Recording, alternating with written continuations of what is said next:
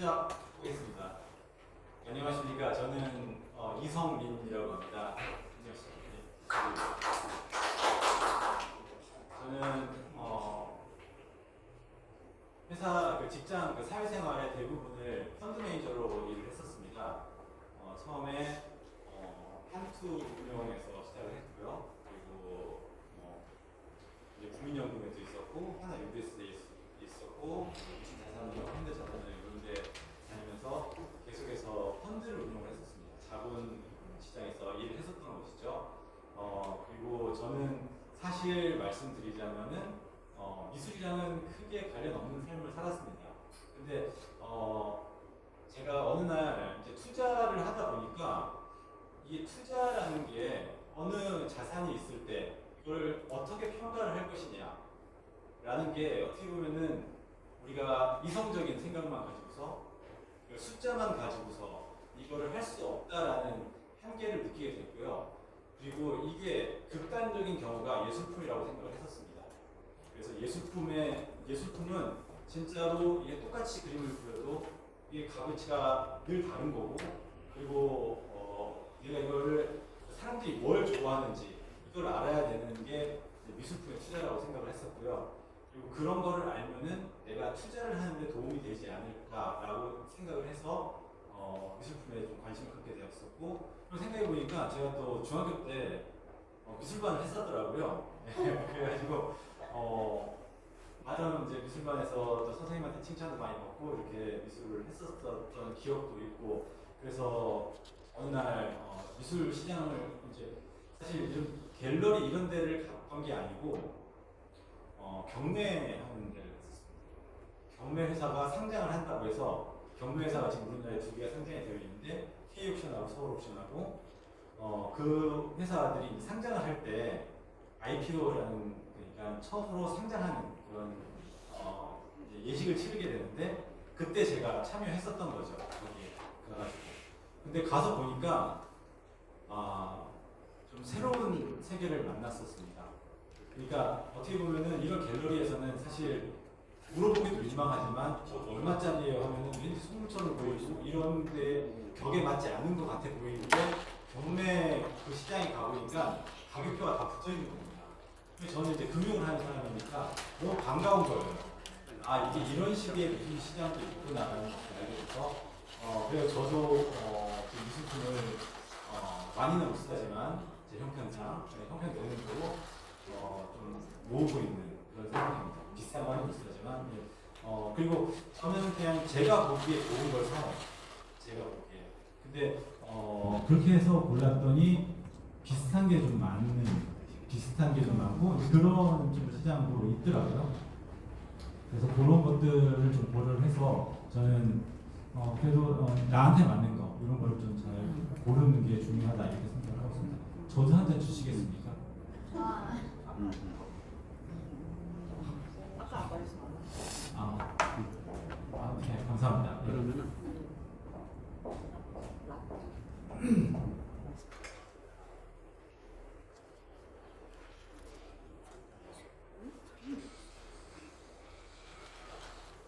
네. 감사합니다. 그러면은 오늘 제가 준비한 내용은 미술 관련된 얘기일 수도 있지만 어떻게 보면 투자에 좀 더 가까운 얘기가 될 것 같습니다. 오늘 미술품 투자라는 거 그리고 미술품은 무엇이고 미술품 투자는 무엇이냐 어떻게 보면은 뻔한 내용 같지만 제가 해석하는 부분을 좀 말씀드리겠고요. 그리고 상속세, 증여세 이런 부분을 좀 설명을 드리고자 합니다. 저는 또 세무사도 아니에요. 세무사도 아니고 미술 전문 작가도 아니고 그런 부분이 있습니다만은 제가 아는 한도 내에서 같이 융합해서 이렇게 설명을 드리니까 다른 분들이 좀 유용하다 이런 말씀들을 저한테 해주셨고 그래서 이제 여러분들 앞에 쓰게 된 것 같습니다. 쌀 한 가마니가 60년 지났더니 35억이 되어 있었습니다. 뭐냐면은 이제 이중섭의 황소 그림이죠. 2010년 6월에 35억을 받고 이게 경매가 진행이 됐었는데 그때 당시로서는 제일 비싼 가격의 한국 제품이었고요. 그리고 이 작품이 쌀 한 가마니에 팔리게 된 과정도 굉장히 재밌습니다. 어떤 사람이 이제 부산에서 이제 6.25 때 그때도 미술시장을 돌아왔었나 봅니다. 부산에서 경매를 한 거예요. 어떤 화랑이 가가지고 이제 물건을 산 거예요. 샀는데 그게 이중섭 작가가 그린 그림이었는데 이 가족들을 대상으로 그린 거였어요. 그래서 이걸 딱 산 날 이중섭 작가가 직접 찾아와서 자기 집에 찾아와가지고 내가 이거는 도저히 못 팔겠다. 내가 그래서 다른 작품을 그려줄 테니까 이 작품은 나한테 다시 돌려달라. 이렇게 해서 얻게 된 게 이중섭의 황소룡이에요. 미술품은 본질적인 특징이 있습니다. 기본적으로 실제성을 가지고 있습니다. 물질적인 거래가 가능한 실제적 예술인 거고요. 그리고 유일합니다. 똑같이 만들었다고 하더라도 다른 작품입니다. 우리 금융에서는 일물일가의 원칙이라고 합니다. 그래서 똑같은 돈을 주고 그러면은 가치가 똑같아야 되는데 이거는 똑같이 그렸다고 하더라도 가치가 다릅니다. 그러니까 루브르 박물관에 있는 모나리자를 이성균이가 똑같이 그렸다고 하더라도 거기는 한 40조 정도 받는 거고 저는 잘못하면은 깜빵이 갈 수도 있습니다. 이제 그런 차이가 있다는 거. 그리고 주관적입니다. 미술품이기 때문에 이거는 푸르고 아름답고 이런 부분은 분명히 주관적인 그런 성격을 가지고 있고요. 그리고 취약합니다. 파손이 되기 쉽고 그리고 이거를 수정을 하더라도 원래의 가치로 돌아오지 않는다는 그런 파손 가능성 이런 것도 미술품의 특징이라고 생각을 합니다. 그리고 우리는 이런 이유들 때문에 미술품을 삽니다. 미술품에 대한 투자는 무엇이냐? 미술품에 대한 투자는 미술 작품과 시장을 연결하는 활동입니다.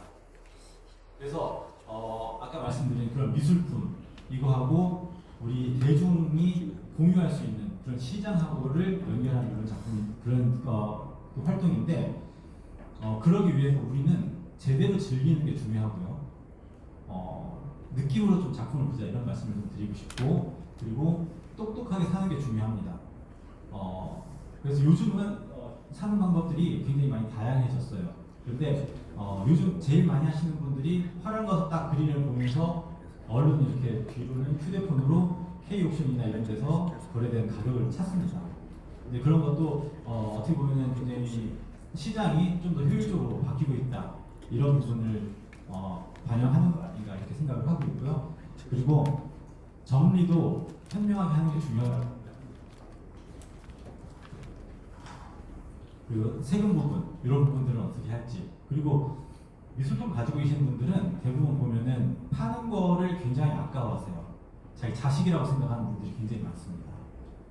그래서 이제 상속을 하거나 증여를 하거나 이럴 때 어떻게 좀 더 효과적으로 할 수 있을지 이런 부분들에서 좀 말씀을 드리도록 하겠습니다.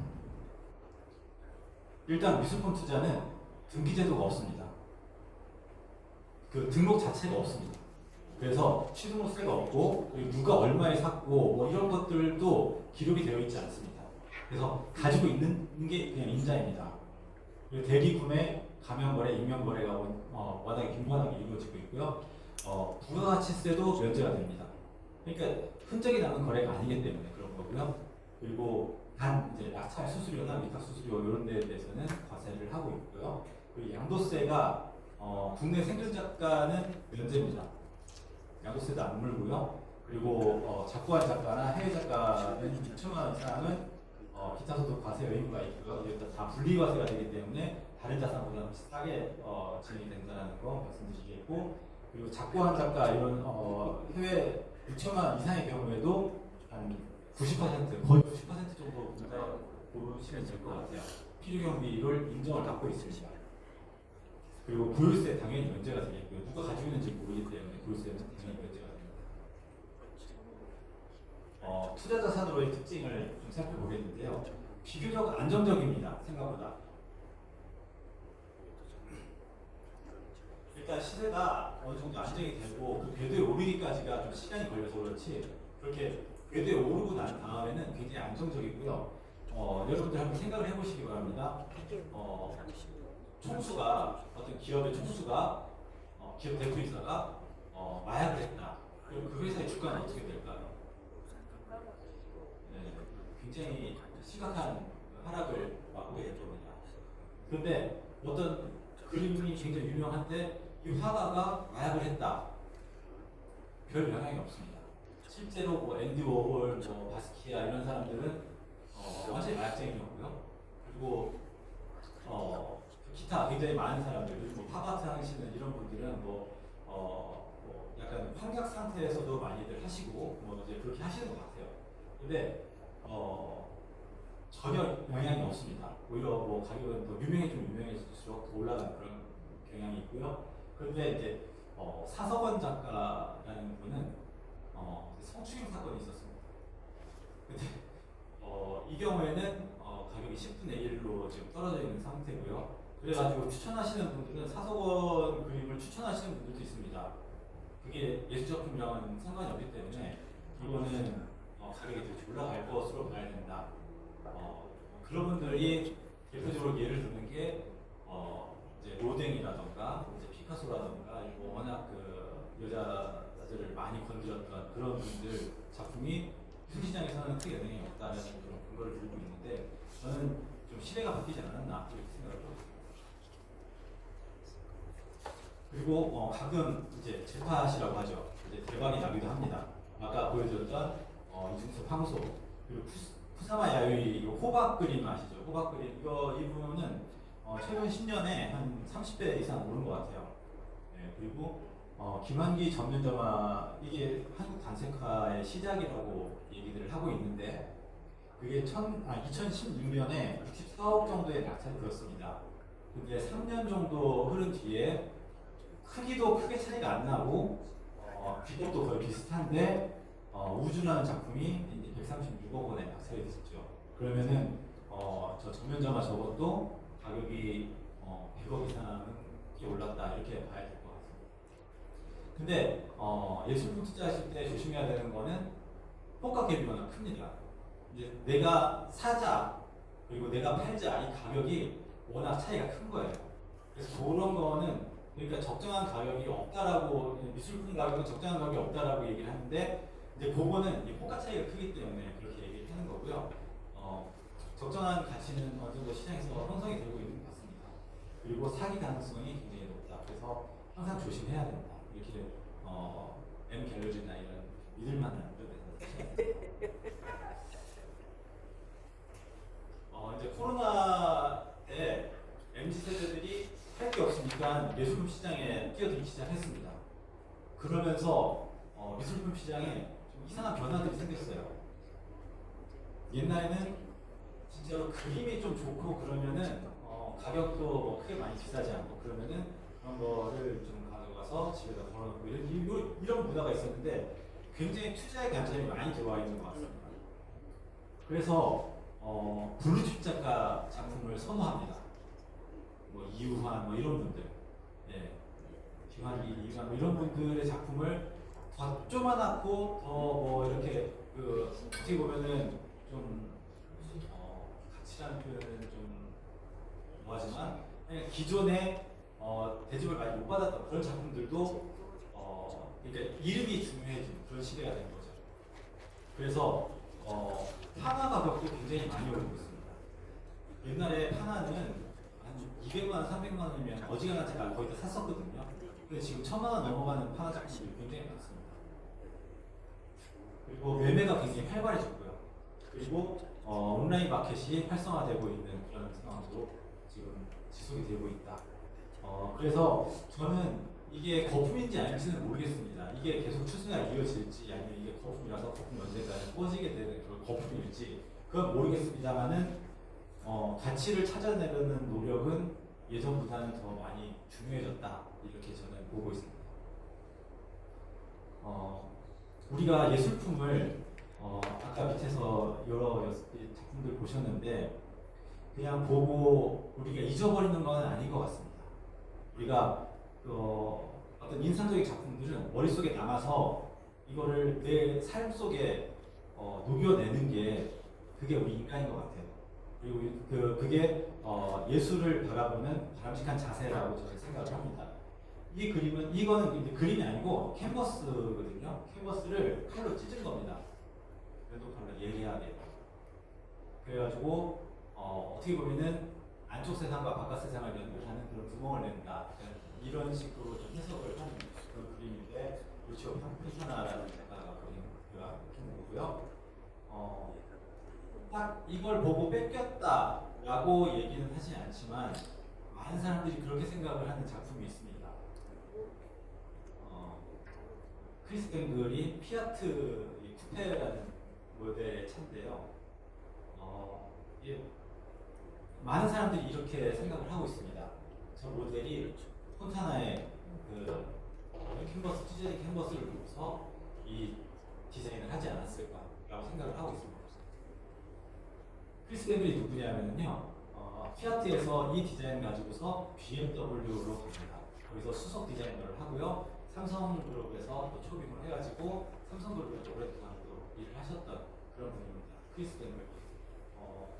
왜그 뱅글의 엉덩이 막 옛날에는, 그러니까 이 사람이 나오기 전에는 이렇게 보면은 지금 트렁크 열리는 데가 딱 분리가 되어 있잖아요. 그리고 이제 그 램프 들어오는 데가 이렇게 따로 이렇게 되어 있는데 요거랑 요거랑은 분리되어 있는 게 정석이었습니다. 그런데 램프를 이렇게 연결을 시켜놓은 거죠. BMW에서 BMW 7에 처음으로 적용한 그 디자인이었는데, 그래서 그거를 사람들이 조롱을 한 거예요. 뱅글의 엉덩이다. 근데 요즘 이제 길거리 돌아다니는 그 차들을 보면은 대부분의 뱅글의 엉덩이를 하고 있습니다. 그래서 그만큼 이제 큰 임팩트를 남긴 그런 디자이너고요. 이분이 이제 찰스 사치라는 분인데요. 컬렉터입니다. 그냥 그림을 많이 모으시는 분인데, 이분이 처음 발굴한 작가들이 데미안 허스트를 필두로 하는 YBA, 영 브리티시 아티스트. 그래서 이제 영국계 그때 젊은 그 미술가들이 대거 그 세계 시장에서 인정을 받기 시작했는데, 그거에 포문을 여신, 어떻게 보면 이제 YBA를 만든 그런 그 컬렉터라고 볼 수 있습니다. 이분은 그렇게 얘기하는 거예요. 나는 내가 좋아하는 작품만 산다. 그리고 나는 전시에서 사람들을 불러다가 자랑한다. 나는 그게 좋다. 라고 얘기를 하는 거죠. 그리고 언제든 마음을 내키면 그것들을 팔고 좀 더 많은 작품을 산다. 그러니까 저는 이게 그냥 내가 즐기고 싶은 방향으로 내가 즐긴다는 거예요. 그 어떻게 보면은 이 사람이 투자를 해가지고 YBA라는 그런 어떻게 새로운 조류 이런 거를 우리는 만들게 되겠지만 어떻게 보면 그건 운인 거고요. 이 사람은 그냥 자기가 좋아하는 작품을 계속 산 겁니다. 그렇게 하는 게 예술 작품을 대하는 발전 자세라고 생각을 하고요. 제가 생각하는 예술 작품을 대하는 자세는 좋아하는 작품을 좋아하는 방식으로 즐겨라. 내가 집에다 걸어놓고 싶으면은 사서 걸어놓고 싶으면은 사서 걸어놓고 감상을 하면 되는 거고, 내가 화랑에 가서 보고 싶으면은 화랑에 가서 보는 거예요. 그래서 어디까지나 이거는 주관적인 거고, 그리고 저는 이제 미술 화랑이나 이런 데 가면은 이제 손님 같이 들어가면은 물어보는 거죠.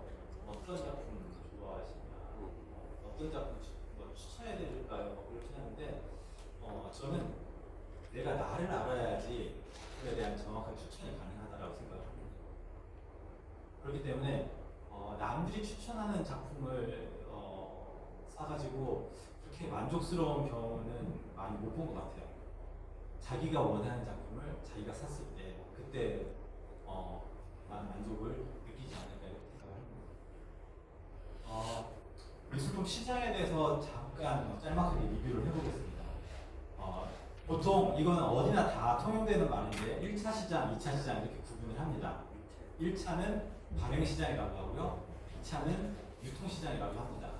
1차 발행시장은 미술품의 경우에는 그런 거죠. 작가가 친구한테 팔거나 화랑이나 딜러한테 팔거나 컬렉터한테 직접 넘기거나 경매회사에 넘기거나 아니면은 대형 작품 같은 경우에는 박물관에 직접 넘길 수도 있고요. 네, 계약을 맺고 그렇게 하는 1차 시장이 있는 거고, 2차 시장은 작가가 아닌 이제 제3자로부터 물건을 사게 되는 그런 시장입니다. 이건 1차 시장은 화랑이나 딜러가 주로 메인 역할을 하게 되고요. 그리고 2차 시장에서는 경매회사나 이제 화랑 딜러 이런 분들이 주로 이제, 활동을 하는 그런 영역이라고 보시면 되겠습니다. 이게 뉴욕 3대 화랑이라고 하는 데인데요. 미술품 시장도 어떻게 보면은 사실 약간 마피아 같은 그런 성격이 있습니다. 자기들이 상품을 작가를 선정을 해서 띄웁니다. 비싼 가격에 자기들이 사고 이렇게 하면서. 그래서 그리고 낮은 가격으로 나오면 자기들이 사고 그리고 비싼 가격에만 팔고 그래서 독점적인 위치를 유지하려고 하는 거죠. 그 3대 화랑에 보시면은 특히나 뉴욕의 3대 화랑 얘네가 이제 주로 이제 비즈니스를 많이 하고 있는데 가고시안 이게 이제 로이 리히텐슈타인, 잭슨 폴럭, 앤디 워홀, 칼더, 루이스 브루즈와 데미안 허스트 이런 사람들. 다른 분들, 이런 분들이 전속 작가로 계시는 거고요. 아까 말씀드렸던 YB의 데미안 허스트 이런 분들이 가고시안의 전속 작가로 되겠습니다. 근데 가고시안이 제일 큰 화랑이었어요. 지금도 제일 큽니다만은. 근데 이제 데이비드 주리너가 제프 쿤스와 쿠사마 야유를 전속 작가를 빼갔습니다. 원래 가고시안에 있던 사람들을. 그러면서 데이비드 주리너가 굉장히 또 하나의 축으로 원래는 가고시안 그 주리너는 굉장히 젊은 화랑 그 사장인데 그러면서 이제 3대 화랑 이렇게 얘기를 하면 이제 주리너가 들어가게 된 그런 사건이었죠. 그리고 페이스는 이제 마크 로스코, 알렉산더 칼더, 데이비드 호크니, 뭐 장샤오강 이분은 중국 사람인데 사대 천왕이라고 하는 분 중에 한 분입니다. 그리고 요시토모 나라, 이유한 이런 분들이 이제 전속으로 들어있고요. 주인은 아까 말씀드린 것처럼 제프 쿤스, 야요이 그리고 우리나라 작가 윤형근 작가가 여기 전속으로 들어있습니다. 우리나라 경매 시장 잠깐 살펴보겠는데요. 1,500억 정도 경매에서 유통이 되었습니다. 낙찰 총액 1위는 이유한 작가였고요. 그리고 여러분들 혹시나 옥션에서 미술품을 구입하실 때 K 옥션은 좀 조심하시기 바랍니다. 제가 그 말씀을 드리려고 자료를 준비했는데 낙찰률이 39%, 40%가 안 돼요. 무슨 얘기냐면은 아무 작품이나 다 건다라는 얘기거든요. 그래서 소외받는 작품들도 굉장히 많고 그리고 좀 가치가 떨어지는 그런 작품들도 지금 많이 걸고 있는 상황인 것 같습니다. 그래서 낙찰률을 보시면은 어느 정도 이 경매 회사가 얼만큼의 성의를 가지고서 작품을 소멸하는지를 좀 알 수 있을 것 같습니다. 그래서 이렇게 형성이 되어 있는 거고요. 그리고 우리나라 작품 중에 제일 비싸게 팔린 작품은 김환기 작가의 우주 작품이고요. 아까 말씀드린 것처럼 2019년에 크리스티 홍콩에서 132억 원에 낙찰이 됐습니다. 크리스티 경매에서 낙찰된 거였고요. 우리나라 경매 회사 중에서 제일 비싸게 낙찰된 것은 루이스 브루즈와 카란타니아라는 작품인데 서울 옥션에서 우리나라에서 판매된 건 아니고 서울 옥션 홍콩에서 판매가 됐고요. 95억 원에 판매가 됐었습니다. 루이스 브루즈와 이분은 누구냐면 조각주로 하시는 분이라서 이제 또 미술 때 그림만 보시는 분들은 잘 모르실 텐데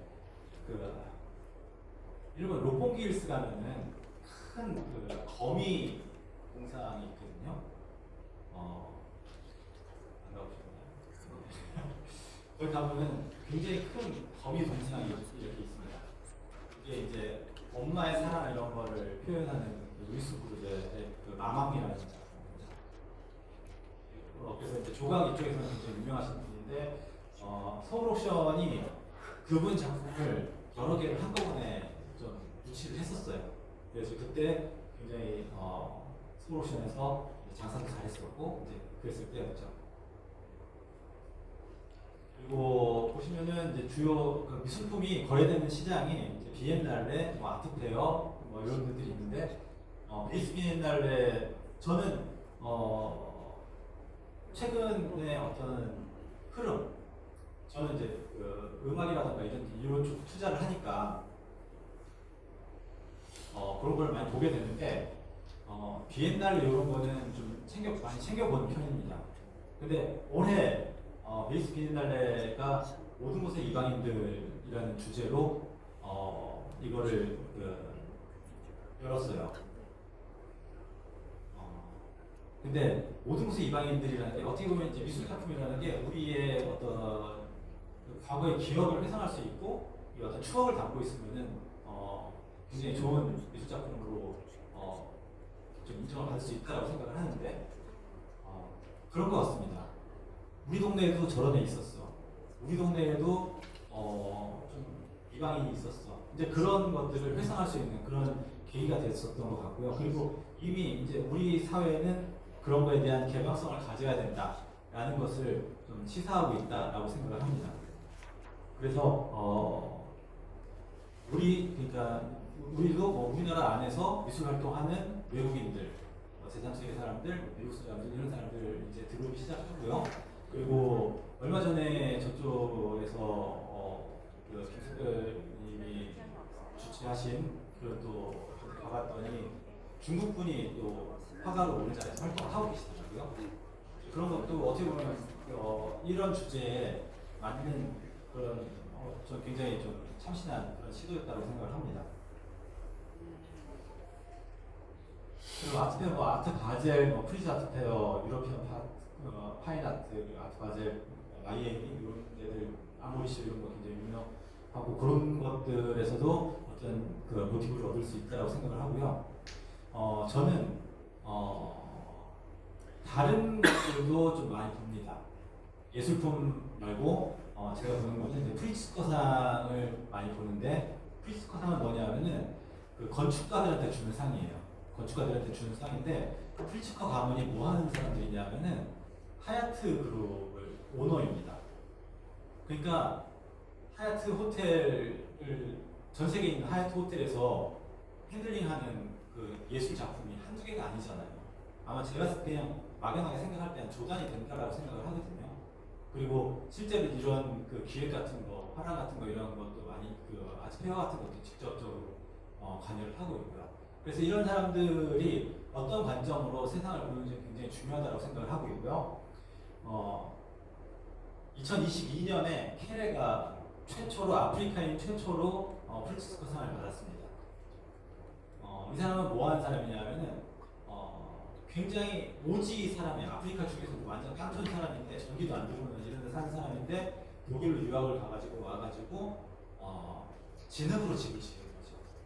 근데 거기 온 동네가 다 진흙으로 집을 지은 마을인 거예요. 근데 또 와가지고 진흙으로 집을 짓겠다니까 우리가 마을에서 돈 걷어가지고 내가 너 독일에 유학을 보내줬는데 너는 결국 기껏 와가지고 한다는 게 그 흔한 진흙으로 집을 짓겠다라는 거냐 라고 해가지고 굉장히 처음에는 비난을 많이 받았었는데 진흙으로 집을 정말 잘 지은 거죠.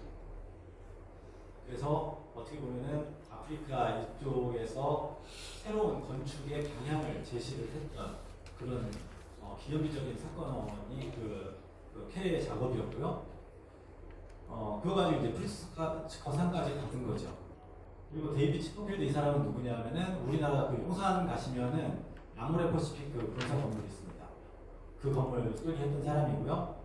그리고 야마모토 리켄이 이제 올해 프리츠커상을 받은 사람인데 이 사람은 컨셉이 뭐냐면은 개방성이에요. 거실 같은 게 거실 같은 게 다 밖에서 보이게 이렇게 만들어졌습니다. 그렇지만 사생활은 잘 보호될 수 있도록 이렇게 만드는 그런 컨셉을 가지고서 집을 지은 사람이에요.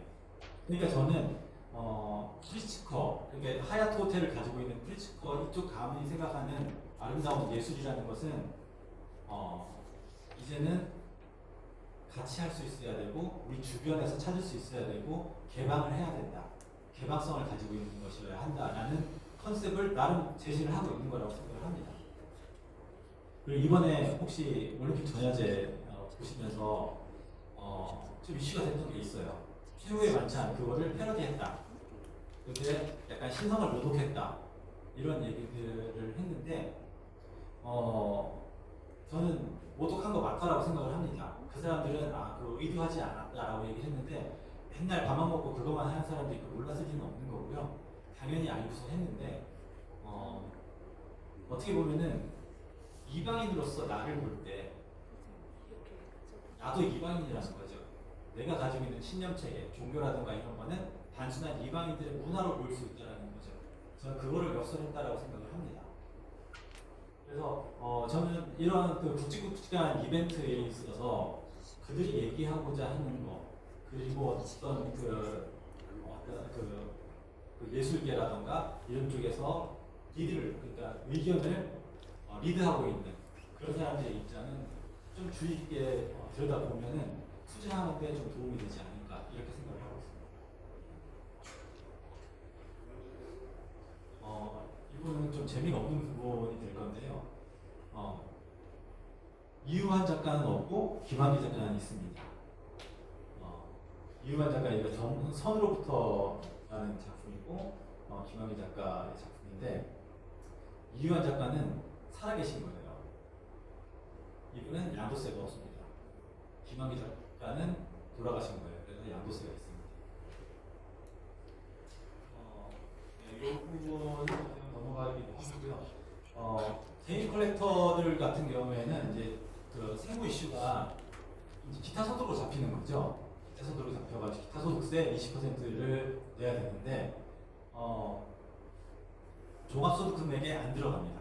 종합소득이 안 들어가고 그냥 기타 소득세만 납부하면은 과세가 종료가 되고 그리고 실제 내가 1억 주고 샀는데 지금 10억에 판다.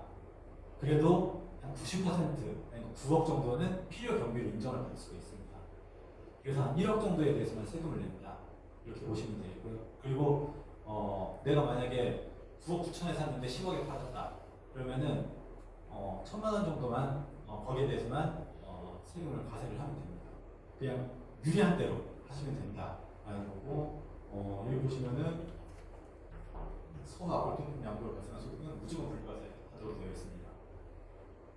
그러니까 종합소득세 이쪽으로 안 들어가게 하는 게 굉장히 중요하잖아요. 그래서 그런 부분은 굉장히 유리하게 작용할 수 있다라는 거고 수분 투자는 어지간한 세금이 부동산과 비교하면은 어지간한 세금은 거의 없다. 인정 비율은 국내 생존 작가는 금액 요건 없이 얼마에 팔든 상관없이 비과세입니다. 그리고 돌아가신 분들 같은 경우에 6천만 원 미만은 비과세고 1억 원 이하는 90% 그리고 1억 원 초과하면은 1억 원 그 이하분에 대해서는 90%만 내면 되고 초과하는 거에 대해서는 80%만 내면 됩니다. 그리고 만약에 1억 원 초과도 아까 말씀드린 것처럼 9억에 샀다 그러면 9억 그냥 그거에 다 인정할 수 있습니다. 이제 김한계 십자부도 이게 한 9억 정도 하는 그림인데요. 만약에 10년 미만 보유했다. 그러고서 내가 양도를 한다라고 한다면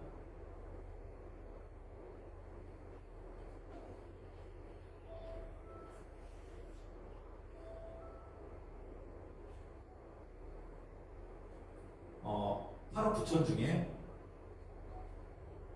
1억 원까지는 90%의 필요 경비로 인정이 된다고 했잖아요. 그리고 1억 초과하는 거 6억 3,200에 대해서는 80%까지 필요 경비로 인정이 됩니다. 그러면은 필요 경비가 7억 2,200인 거예요. 그러면 과세 표준은 1억 6,800이 되고 거기다가 22% 내면은 한 3,600만 원 정도 이런 정도 세금을 내게 됩니다.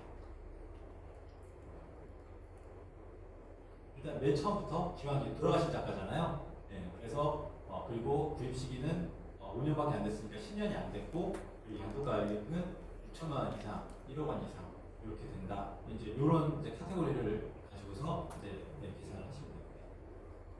이것도 비슷한 내용이라서 넘어가도록 하겠습니다. 법인 같은 경우에는 좀 조심하셔야 되는 게 이게 좀 기준이 몇 개가 좀 있습니다. 그래서 이 미술 작품이 이 건물에서 꼭 필요한 거다. 그러면은 건물 가격으로 환산이 됩니다. 네, 그래서 이게 그 취득세를 과세하게 됩니다. 이게 꼭 필요한 물건이다. 그러니까 여러분 상식적인 내용이죠.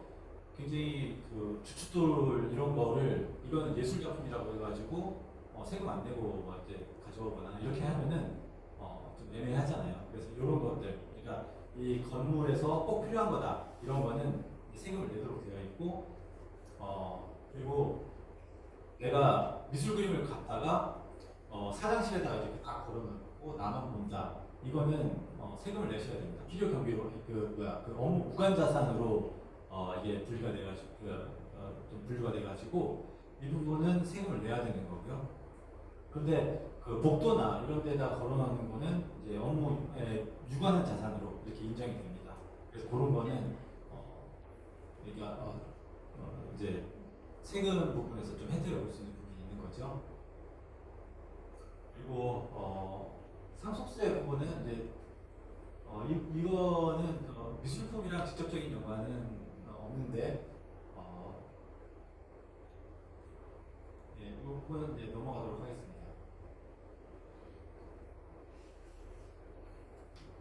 실제 예를 한번 들어서 제가 설명을 드리겠습니다. 30억을 자녀들한테 이제 나눠주는 경우가 있는데요. 30억을 나눠주면은 배우자 공제 10억은 이제 공제가 되는 거고, 그리고 아들, 딸 일가구 공제를 선택을 하면은 5억까지 또 상속 공제가 됩니다. 그리고 금융재산에 대해서는 20%는 또 공제가 되고, 그래서 상속세 과세 표준이 30억에서 17억을 뺀 13억 정도가 과세 표준이 되고요.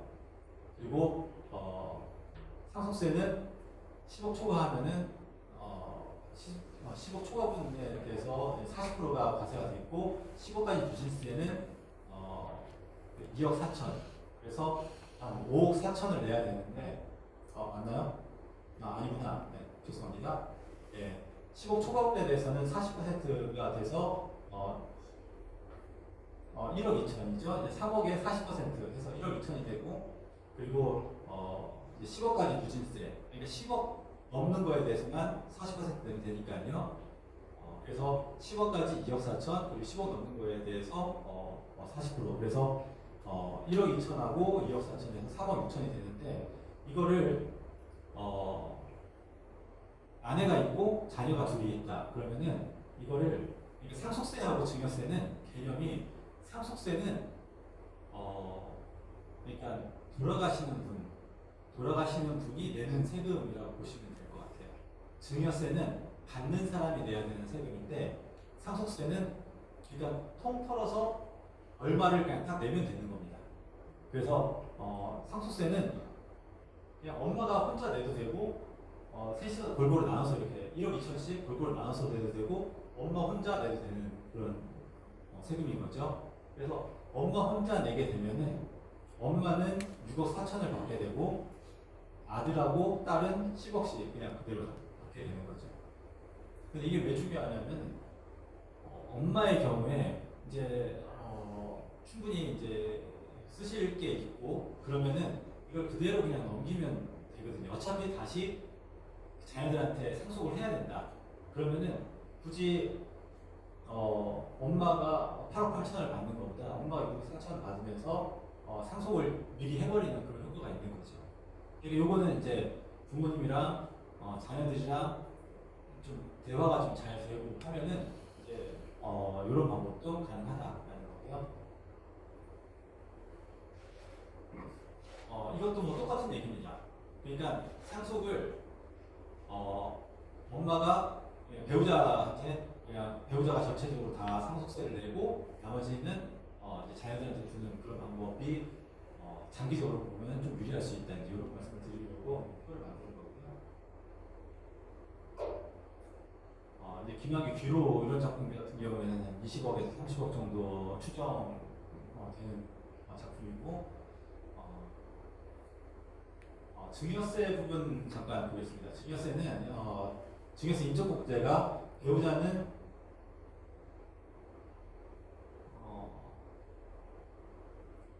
배우자는 6억 원, 그리고 직계존속은 5천만 원, 직계 비속은 5천만 원. 그런데 자녀한테 넘길 때 미성년자는 이제 2천만 원으로 되어 있고요. 그리고 기타 친족은 1천만 원으로 되어 있습니다. 그런데 미성년자가 20억 이상 받으면은 40% 할증 받게 되어 있습니다. 그리고 아들 세대가 없어서 이제 손자한테 바로 넘어가는 경우에는 할증이 없지만 아들이 있는데 손자한테 바로 넘기는 거는 할증이 있습니다. 이런 걸 이제 기본적으로 알고 보시면은 증여세를 아들하고 며느리한테 각각 1억씩 나눠준다 하면 효과가 어떻게 되냐면은 아들은 증여재산 공제가 5천만 원 받게 되고요. 20살 넘었다라고 가정하겠습니다. 결혼했기 때문에 며느리는 1,000만 원까지만 기타 친족으로 들어가서 1,000만 원까지만 상속 공제가 됩니다. 증여재산 공제가 되고 과세표준 아들은 5천만 원, 며느리는 9천만 원이 되는 거죠. 그래가지고 세금을 아들은 500만 원만 내면 되는데 며느리는 900만 원을 내야 됩니다. 이렇게 되어 있고요. 이제 상속 증여세 절세 팁 몇 가지 알려드리겠는데 그냥 미리 줘라. 요 세 가지만 기억하시면 됩니다. 미리 줘라, 나눠서 줘라, 그리고 빌려줘라. 요거 세 가지 기억하시면 되겠고요. 다시 살펴보겠습니다. 미리 줘라. 그러니까 나중에 상속돼서 하면은 증여세는 똑같더라도 미리 주면은 그때 약간 절세할 수 있는 그런 방법이 있습니다. 그래서 면세점 증여가 증여재산을 2천만 원, 그러니까 처음 10살까지 2천만 원, 그리고 그 다음 10살, 20살 될 때까지 또 2천만 원, 그리고 30살 될 때까지 5천만 원, 40살 될 때까지 또 5천만 원 이렇게 증여를 할 수가 있고요. 그리고 이제 10% 증여세율 가지고 증여재산이 1억 2천만 원 경우에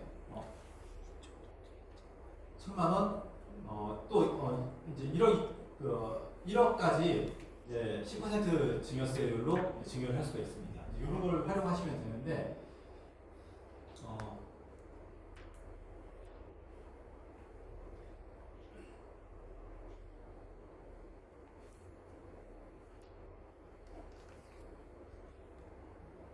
이게 이제 이 검은 선은 우리가 보통 이제 증여를 한다 그러면은 10년에 2천만 원씩 할 수 있으니까 지금 미리 주는 것보다 나중에 10살 가까이 돼서 2천만 원 주고 그 다음 또 20살 가까이 돼서 2천만 원 주고 이렇게 하자라고 할 수가 있겠죠. 그렇게 했을 때 이제 이 검은색 라인으로 이제 재산이 형성이 되는 겁니다. 그렇게 안 하고 맨 처음에 태어나자마자 2천만 원 주는 겁니다. 태어나자마자 2천만 원 주고 10살 되자마자 또 2천만 원 주고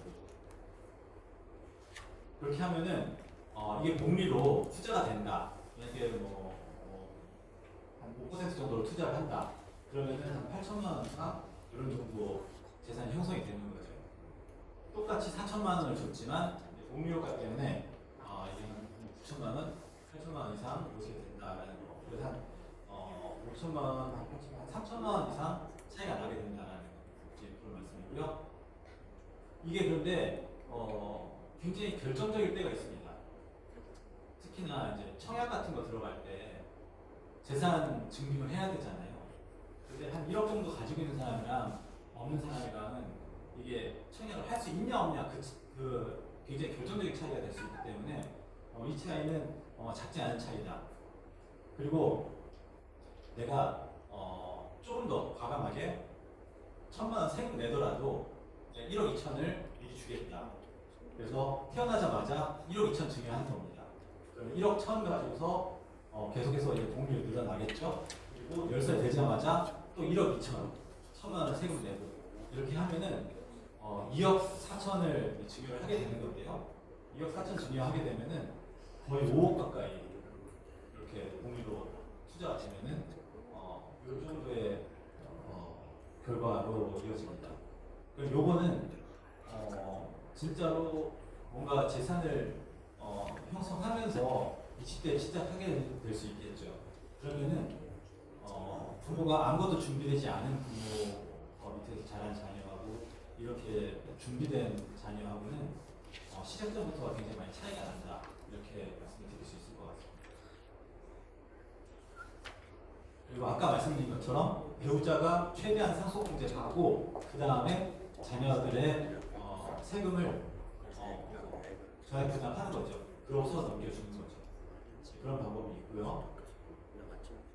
그리고 아까 이제 할증이 붙는다라고 말씀을 드렸는데 그 손자한테 넘길 경우에 할증이 붙는다라고 말씀을 드렸는데 할증이 붙더라도 더 유리한 경우가 많습니다. 할아버지가 자녀한테 주고 자녀가 다시 손자한테 준다. 이렇게 하면은 처음에 이제 우리가 10억을 증여한다고 했을 때 자녀한테 넘길 때 2억 1,800 정도 이제 증여세를 내게 되고요. 그러면은 7억 8천 정도 증여를 할 수 있습니다. 그러면은 7억 8천을 증여를 한다. 그러면 다시 1억 4천 정도, 1억 5천 정도 증여세를 내게 되거든요.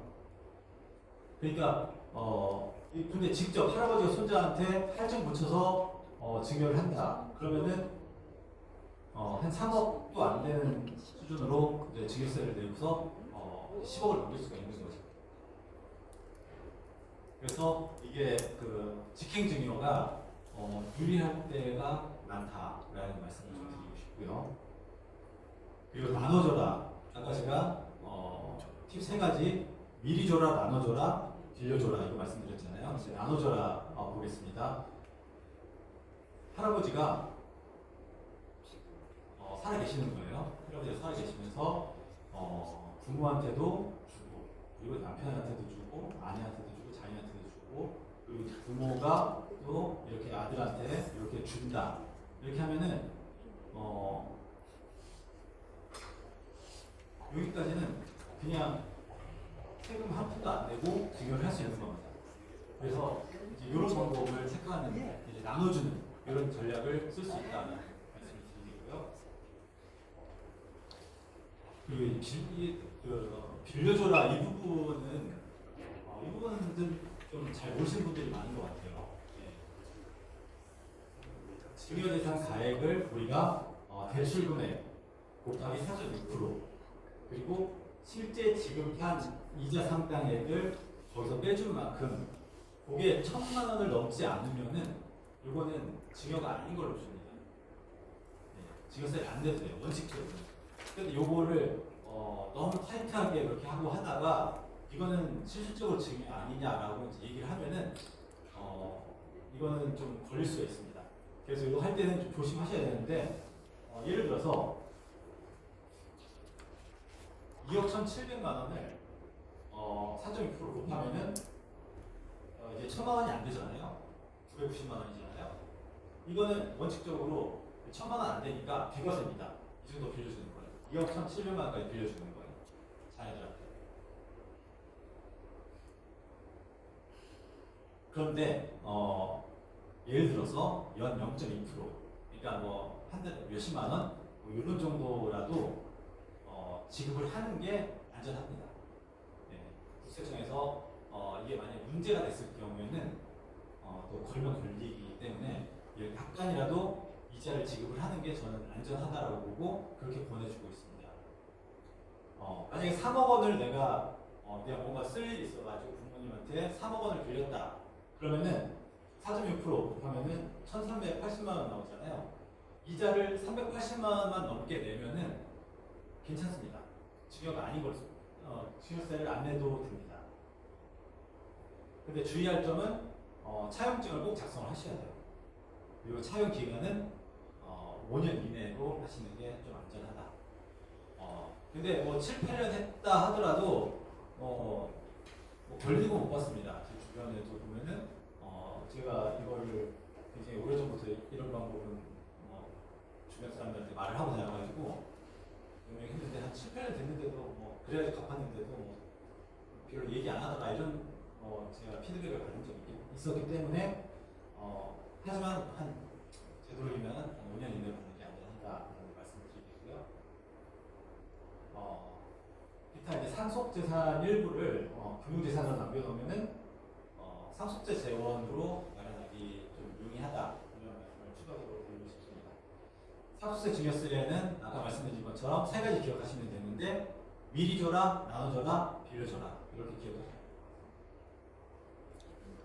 그리고 이제 상속 이 부분은 미리미리 결정을 하시는 게 굉장히 중요한 것 같아요.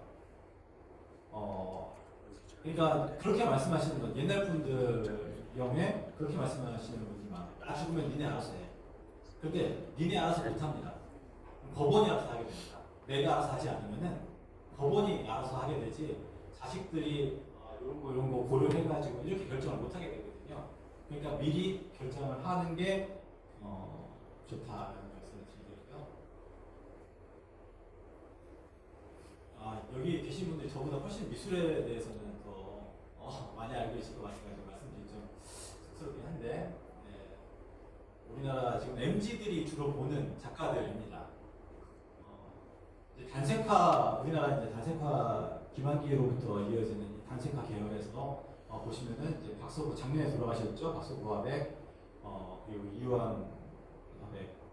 이완 화백은 워낙 유명하니까 그렇겠죠. 유명하니까 그럴 건데 경찰에서 이제 조사를 해가지고 이건 위작이다.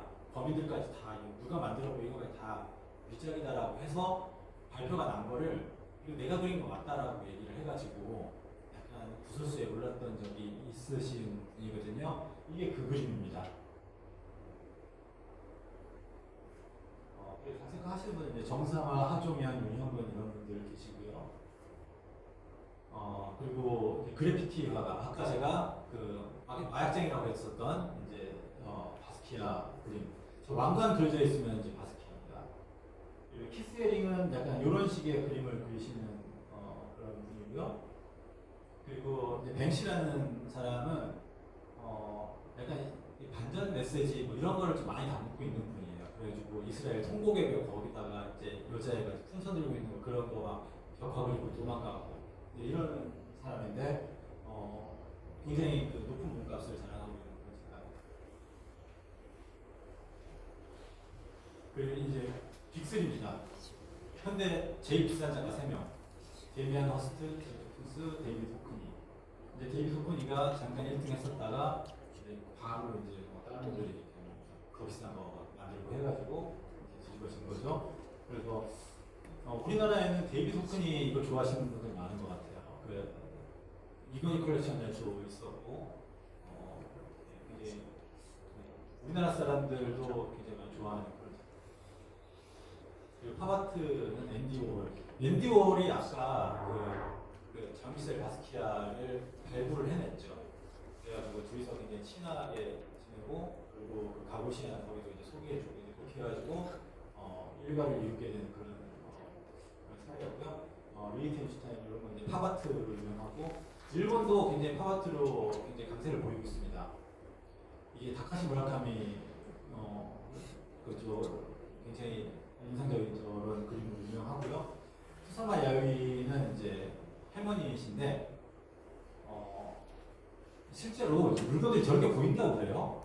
어떤 정신병을 앓는 과정에서 모든 사물들이 저렇게 뭐 땡땡이 요 무늬로 이렇게 보이는 그런 정신착란 뭐 그런 걸 생각을 경험을 했다. 그래서 그거를 이제 그림으로 묘사를 했다 이렇게 얘기를 하는 작가고요. 호박 저거는 우리나라 파라다이스 호텔에 가면은 굉장히 큰 호박을 보실 수 있습니다. 그리고 요시토모 나라 이거는 많이 보셨죠 이 그림? 이 그림 혹시 제목이 뭔지 아십니까? 라이프 비하인드 백입니다. 그러니까 등 뒤에 칼이 있다는 한 손이 안 보이잖아요. 등 뒤에 칼이 있다는 점입니다. 근데 저는 이 그림을 보고 우리나라 K-팝의 어떤 다양성이라던가 이제 이런 거를 많이 설명을 했습니다. 어떻게 보면은 이게 굉장히 인상 쓰고 등 뒤에 칼을 감을 정도로 뭐 그렇게 굉장히 위협적인 그런 제스처를 취하고 있지만 보는 사람들은 그렇게 위협적이라고 느껴지지 않아요. 그냥 애라는 거죠. 그러니까 우리나라 방탄소년단 같은 경우에 방탄 뭐 이러면은 좀 군사적인 그런 어떤 전쟁에 대해 관련된 그런 용어로 들리잖아요. 그런데 소년이잖아요. 네. 방탄소년단이라는 얘기죠. 그러니까 한편으로 우리는 막 굉장히 막 거대한 그런 담론을 이야기하고 이렇게 하지만 그냥 애들이라는 거 전혀 위협되지 않는 그런 어떤 이중적인 이미지 이런 것들이 우리나라 K-팝의 좀 특징이라고 생각을 합니다. 그래서 방탄이지만 소년단이고 블랙이지만 핑크고 스트레이지만 키즈고 뭐 이런 거 있죠. 몬스터지만 베이비고 이런 아이돌들이 계속해서 나오고 있는 거죠. 그리고 이제 추상화는 이제 피에트 몬드리안하고 칸디스키 잭슨 폴록 이런 분들이 이제 추상화라는 이런 어떻게 보면 장르를 개척을 해내셨고 이분들의 주장은 그거였습니다. 꼭 노래가 있어야 음악이냐라는 거죠. 그냥 가사가 없어도 그냥 우리는 오케스트라 음악 이런 거 들으면서 좀 춤추할 수 있는 거잖아요. 즐길 수 있는 거잖아요. 미술도 꼭 주제가 있고 형태가 있어야지 이게 미술이냐? 그건 아닐 수 있다는 거죠. 추상화의 주장은 그거였습니다. 그리고 MZ 시대,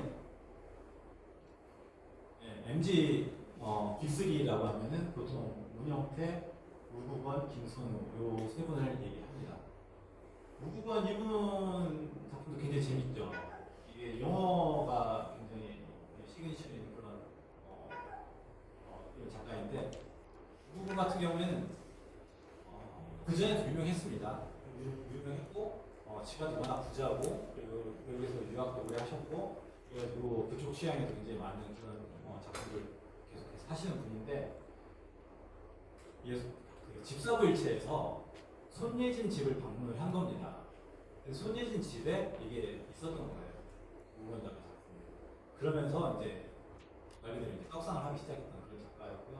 김선우는 이제 도도새 그림으로 유명한 작품이고 이건 원래 이제 쇠라 인상주의 쇠라 작품이죠. 쇠라 작품을 약간 패러디해서 도도새를 입혀가지고 그린 중국도 요즘 사실 좀 줄기는 했습니다. 중국 경기가 안 좋아지면서 중국 시장이 좀 죽기는 했는데 이제 전 세계 미술 시장에서 중국의 비중입니다. 지금은 한 19% 정도 되고 있고요. 그리고 미국이 많이 올라오고 있습니다. 미국이 굉장히 올라오고 있고 영국, 기타 영국은 많이 줄었죠. 영국은 브렉시트 이후로 좀 어려워지고 있는 그런 상황이라고 생각이 됩니다. 중국 4대 천왕 그러니까 저는 중국 작품을 보면 어떤 느낌이 드냐면은 제가 뭐 가치에 대해서 이렇게 평가를 하고 싶지 않습니다만 저는 이문세 노래를 보는 것 같아요. 네. 무슨 얘기냐면은 이문세 노래 너무 잘하잖아요. 정말 좋잖아요. 근데 이문세 노래가 전 세계적으로 뭐 팔리고 막 이렇게 이럴 것 같다라는 생각은 잘 안 들잖아요. 네. 그냥 제 느낌일 수도 있지만 이문세 밴드에서 노래 정말 좋죠. 저 정말 좋아하고. 근데 그렇진 않다는 거예요. 그냥 우리의 정서 이런 거를 반영한다는 거죠. 근데 중국 작품을 보면 그래요. 약간 그 문화혁명 시대 그런 향수 이런 것들이 굉장히 많이 반영이 되어 있는 것 같고 중국의 미술 시장이 커질 때는 어떻게 보면은 그 시대의 어떤 유명한 작품들 그런 부분들은 굉장히 희소하니까 더 많이 인정을 받고 있지만 이게 저게 세계 시장에서 저런 그림이 통할까라는 생각을 저는 가지고 있습니다. 이제 장샤오강 같은 경우에는 이게 대표적으로 이제 그 옛날 그런 그림들 이런 것들을 모티브로 해서 그리는 이제 작가고요. 웨이윈지 같은 경우에는 많이들 보셨을 거예요. 이제 중국 미술품 얘기할 때 빠지지 않고 나오는 작가고요.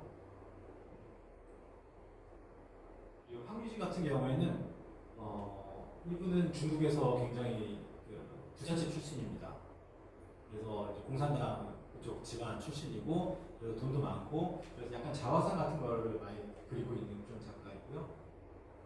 쩍반즈 같은 경우에는 아까 그 제슨 폴록 그림이랑 비슷하지만 이거를 중국 화풍으로 전부 다 그린 중국 기법으로 중국 미술 기법으로 그린 그런 작가입니다.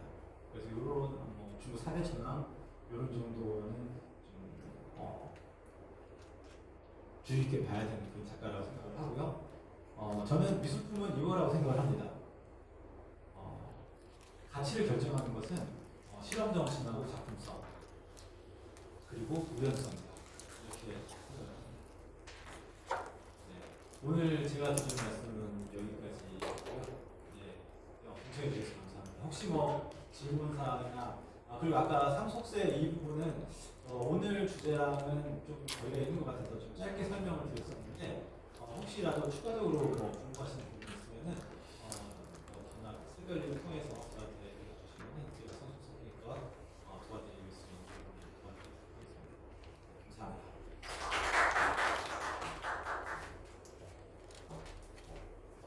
강의하시느라고 감사하고 고맙습니다. 우리 그 교수님께서는 새로 오신 지금 오신 소개가 있어야 될 것 같아서 공주에서 오셨고 아마 공주대학교 네네 소개를 해주시면 네네 네네 네네 우리 김영춘 교수님은 앞으로 나오시려고? 다음 회의의 교수님은 30여 년 동안 국립대 공주대학교에서 부총장도 여기 가셔서 교육자 얘기를 걸어오셨고 8월 달에 이제 퇴임을 하셨는데 더 큰 꿈을 이렇게 꾸고 계시는 분이실 거예요. 교육감 저번에 후보로 나오시기도 하셨고 우리 김영춘 교수님이십니다. 잘 부탁드립니다. 31년 7개월 동안 공과대학에서 자동차 관련 모터제어를 하는데 자동차 관련 강의를 했고요.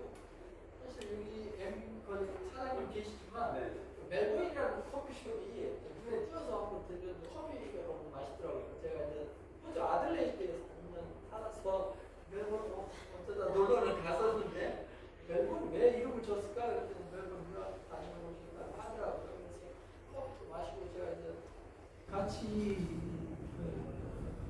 예사모, 예술 사람 모임 하면서 공연도 보고 제가 거의 유럽을 전국 투어하면서 미술관을 빠지지 않고 다녔어요. 그래서 잘은 모르지만 그냥 보는 거 좋아해서 가끔 여기 와서 커피 마시고 혼자 구경하고 뭐 그런데 오늘 또 좋은 강연이 있다고 해서 마침 정년 퇴임하니까 수요일 하루만 강의를 주더라고요. 그래서 9시부터 5시간 강의하고 커피도 마시고 저기 라떼 좋아해서 라떼도 마실 겸 좋은 설명도 들을 겸해서 부랴부랴 왔습니다. 이렇게 만나뵙게 돼서 고맙습니다. 감사합니다. 저희가 이제 내비 소개를 했었어서 예. 저희가 어떤 인연인지 모르겠는데 저도 이제 학교를 가서 소개를 받았는데 위에 이래러리 대표님이 계시고 우리 남편을 만나서 소개를 받았는데 이렇게 귀한 분들을 만나고 또 어디 그 그림 때문에 그림 핸들링 할 일이 있어서 갔는데 우리 총재님을 이렇게 만나고 그리고 그 김진석 의원실에 또 가서 열심히 그 차를 마시고 있는데 또 이렇게 좋은 분들 만나고 또 여기는 여수 섬국제관람에 제가 기획을 맡았다고 했잖아요. 거기 갔는데 이렇게 또 귀한 또 사무부장님을 만나고 여기는 우리 학교에 갔는데 저는 사실 이 단계, 이 급의 금융인들 만날 수 없죠. 근데 그렇게 국민연금 핸들링 하시고 또 그런 투자업계에서 운용사를 운영하셨던 분이셔서 지금도 그런 운용사를 준비하시는데 이런 귀한 교수님을 만나서 제가 하는 이 디렉터 일이 저는 이제 그림을 어쩌면 사고팔고라는 표현에서 딜러의 역할을 하고 있고요. 이런 예술 경영의 공부는 딜러 공부는 프랑스에서 다니면서 로마에서 하기를 했어요. 한국에서는 인정해주지 않기 때문에 우리 학과에 우리 담대에 한번 만들어보자. 또 홍대에 또 좋은 경험인들이 있기 때문에 이런 연합을 해서 한국에 이걸 만들어야겠다. 왜냐면 제가 열심히 공부하고 왔는데 우리 한국에 없어요. 그래서 이런 예술 딜러, 예술 융합, 이런 디렉터, 콜렉터를 움직여놔야 이 금융에서 이런 예술인 연구들이 만들어져야 프랑스랑 독일은 아주 잘 돼 있거든요. 그래야 이 업계가 살고 또 업계가 살아야 화가들이 계속 지속적으로 그릴 수 있다고 생각하기 때문에 이런 일들을 이제 런칭하게 됐고요. 지금 오늘 이렇게 뵙는 분들은 소수의 인원이지만 저는 가장 어떤 인연인지 몰라도 중요한 역할들을 이분 한 분이 지금 한 270, 300개의 기업들을 다 알고 계신 분인데 이렇게 연합될 거라고 생각하고요. 저희가 사실 이런 취지가 저는 예술국제학교를 운영했었습니다. 그래서 구로에서도 얘기를 하고 천안에서는 이한노바라고 예술대안학교를 운영했었습니다. 그리고 이제 우리 EBS에서 제가 교장님께 초청을 받아서 저희 예술 교육에 대한 어떤 이슈는 런칭을 해놨는데 이것들을 계속 예술융합 지도사가 양성이 돼야 되고 이런 업계가 살아야지만 저의 한 20년 후 미래도 이런 귀하신 훌륭하신 분들과의 연구도 되지 않을까 싶거든요. 그래서 교육은 후보로 나오시고 하시니까 저희가 또 한예국이라는 학교를 런칭합니다. 그래서 저희 이런 귀한 충남에서는 아마 저는 1인자가 되실 것 같은데 우리 귀한 갤러리 관장님을 만나고 이런 대표님 소유하신 건물에서 이런 귀한 금융업계에 많은 동력을 가지고 계시고 그런 자산을 활용하실 교수님과 함께 학교를 제대로 이제 만들어 볼 거예요. 그래서 그런 국제학교가 충남 내 어떤 지역이 될지 모르지만 저는 이제 움직일 것 같고요. 이번에 이제 충남 정보문화산업진흥원 김공미 원장과 국장님 프로젝트를 심사위원을 맡겨주셔가지고 좋은 영향력으로 천안 내에서 한번 자리매김을 할 수 있게 되어서 저희가 이제 여기까지 남아 계신 분들은 저희가 이제 앞으로 잘해야 될 분들이라고 확실히 보여요. 왜냐면 이거는 많은 이들이 본다고 해서 이 그림이 흔들리거나 기업들을 만나거나 예술융합 교육에 이까지 될 수는 없을 거예요. 정말 한 분 한 분 한 분이 중요하고 지금까지 남아 계신 이 분들과 협업해서 좋은 영향력을 만들어 보고자 하고요.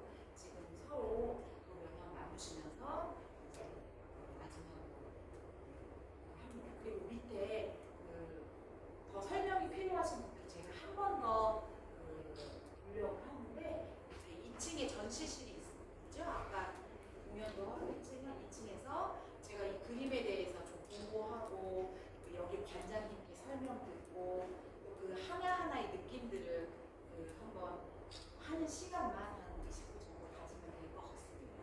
오늘 최종적으로 찾아주셔서 너무 감사하고 또 아래층에서 실제적으로 그림에 아래 있는 그림들이 너무 귀한 작품들이잖아요. 그래서 이렇게 한번 모아있기가 어려운 시간들이라서 저희가 20일간 진행을 할 거고요.